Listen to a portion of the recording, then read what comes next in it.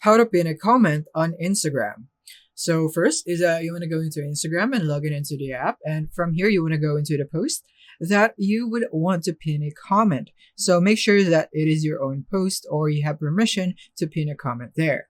For example, here I'm gonna go into this post and I'm gonna post a comment. And from here, I'm just gonna add a comment in here to the comment section and I'm gonna go hi. Now, to pin this comment, all you have to do is to tap or long press on it right there, and you would have these options. All you have to do now is tap here on the pin option. And then from here, you can now tap here on pin comment again. And then after that, you would now be able to see the pin icon here, which means this comment is now pinned on your comment section.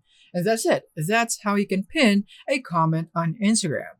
That's all you have to do. And then as you can see right here, it will now be pinned and it would also be visible to the other users that would be viewing your comment section in this post.